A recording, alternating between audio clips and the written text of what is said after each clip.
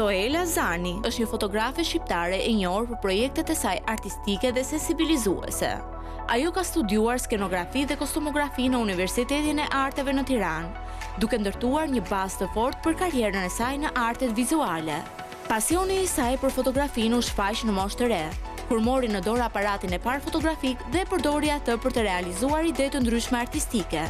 Një nga projektet më të njohura të Soel Zanit është ekspozita Unë jam një vepër arti, e cila u hap në vitin 2015 në Muzeun Historik Kombëtar të Shqipërisë.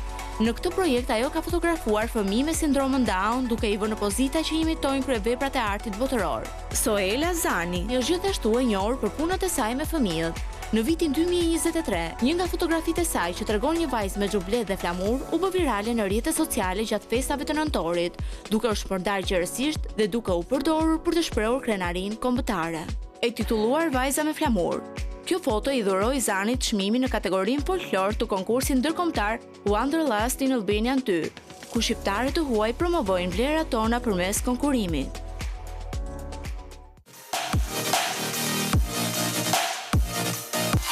Ky ishte inserti që na njohu me fotografen Soela Zani, bëri një profil të shkurtër të saj, edhe pse ajo ka vite që merret me fotografinë dhe sjell këtë art kaq të bukur. I dokumenton shumë bukur çaste, por gjithashtu edhe personazhe. Mirë se vjen me ne Soel, është kënaqësi që sot. Përshëndetje, mirë se vini. Edhe shumë urime edhe për çmimin. Shumë faleminderit. Fotografia ishte vërtet shumë e bukur. Po, do me thënë që çmimi ka qenë i merituar. Absolutisht i merituar. Po ndërkohë, ndalemi tek zhvillimi më i fundit që është çmimi Ndjesia që ju bashkëshoqëroi me marrjen e këtij çmimi, pastaj shkojmë pak tek historiku i fotografisë sepse është fantastike. Unë në fakt do ta cilësoja si çmimin e dytë, edhe pse po themi zyrtarisht është çmimi i parë që kjo fotografi mori, por çmimin e parë fare kjo fotografi e mori prej vetë audiencës, prej vetë njerëzve. Sepse në momentin që ajo është publikuar, mori një shikueshmëri shumë të madhe, sa që të gjithë njerëzit uronin festat e nëntorit me atë fotografi. U gjenda krejt e pa përgatitur për këtë gjë, për viralitetin që do të bëjmë. Nuk ishte fare e qëllimt kjo gjë, ishte thjesht një postim i radhës i punës, siç bëj për ditë me punët e mia. Pra, audienca dhe publiku të dhanë çmimin e parë. Po. Ndërsa ky çmim që erdhi më pas nga Ky çmim, po themi, ishte çmimi zyrtar, pra u konfirmua nga pjesa zyrtare, po themi, shtetërore, dhe për këtë jam shumë e kënaqur sepse le të themi që u vlerësua me letra, u vlerësua një gjë që më parë e dokumentuar. Po, është një foto e cila është shkrepur dhe është menduar, apo është një foto e shkrepur në çast edhe e tillë ka qenë historiku i kësaj fotografie ishte përsëri, po themi, pa qëllim dhe erdhi shumë natyrshëm, si çdo ditë unë punoj në studion tim me fotografike për personazhe të ndryshëm, të njohur dhe të panjohur. Ishte gazetarja Neida Xhelili, vajzën e të cilës e kam fotografuar shpeshherë, quhet Franka, vajza që është atje, dhe është një personazh goxha i njohur. Përveç se është një vajzë shumë e këndshme në pamje, është një vajzë shumë e zgjuar. Ato të dyja erdhën në studio për ta fotografuar Frankën me xhubletën, sepse ajo kishte një aktivitet në shkollë. Kështu që kjo ishte arsyeja pse erdhën në studio. Pastaj kjo fotografi është bërë vetëm nga unë dhe Franka, sepse Franka nuk dëshironte ta kishte mamin sepse ndoshta në studio, sepse ndoshta jepte emocion edhe dëshironte të ishte vetëm. Tashmë Franka është dhe një vajzë e rritur. Kështu që u gjenda vetëm unë dhe Franka për të realizuar të fotografi. Erdhi e pa menduar, pra e pa skicuar në mendje më përpara, por erdhi shumë natyrshëm si pjesë organike e punës që unë bëj. Ndoshta kur njerëzit vinë në studio, fotot e para janë paksa të ngurta? Po, sepse është ajo faza e njohjes që unë i them, që ata duhet të më njohin dhe unë duhet i njoh nga ana e imazhit të tyre. Dhe fotot më të mira, po themi, janë aty nga fundi, kur të dyja palët janë më të lirshme dhe i besojnë më shumë njëra tjetrës dhe japin më të mirën e tyre. Kjo foto ishte në fakt nga Mesi.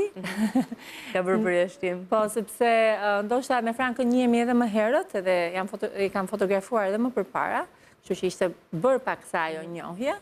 Dhe arsyeja pse ndoshta u vlerësua kaq shumë është për shkak të emocionit që ajo ka. Me thënë, është një emocion që të gjithë e ndjejnë, pavarësisht sepse atje është Franka, pra është një vajzë e dikujt tjetër, dikush e shikon dhe e përqafon me një herë atë emocion, atë imazh, edhe bën të vetën, dhe mund të ta përdori për të uruar gjithë shqiptarët, po themi për festat e... është përdorur si një kartolinë nga të gjithë. është bërë si ikon, pra është bërë si një ikon për këtë gjë. Si u bëre pjesë Wanderlust in Albania 2, që është zhvilluar edhe që gjithashtu edhe u vlerësove me çmim, ishte dëshira jote për të qenë pjesë e këtij konkursi, apo mbas të erdhi një propozim edhe... Jo, një mikesha ime më çoi linkun për të aplikuar, sepse unë nuk jam shumë natyrë që i ndjek shumë konkurset, me thënë drejtën, mbas edhe nga impenjimet e ditës.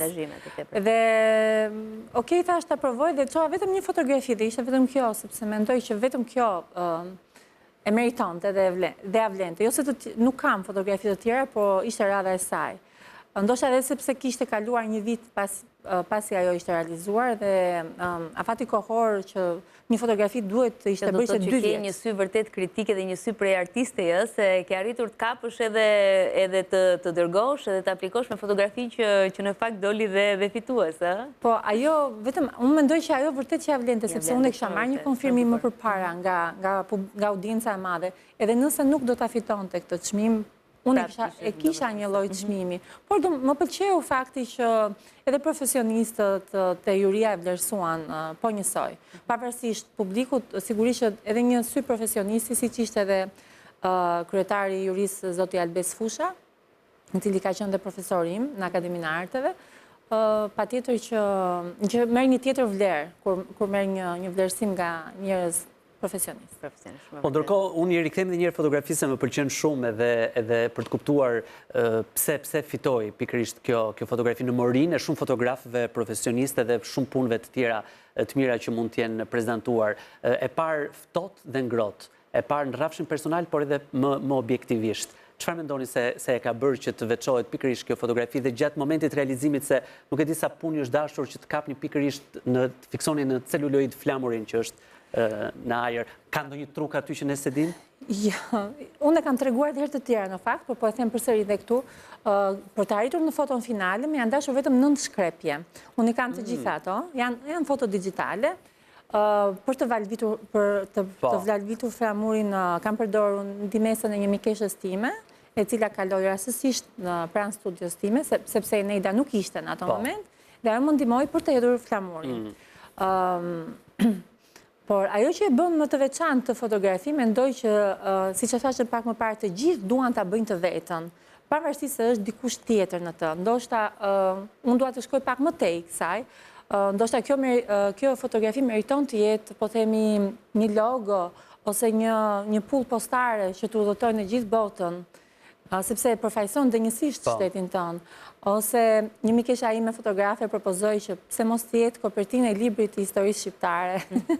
Tani unë të jap disa ide, shpresoj të... Po le ti themi, se mund të shkojnë në veshën e duhur. Le ta dëgjojnë ata që mundet të realizojnë këto ide. Ose ndoshta kjo fotografi mund të jetë printuar e madhe në hyrjet e ambasadave tona në përbot.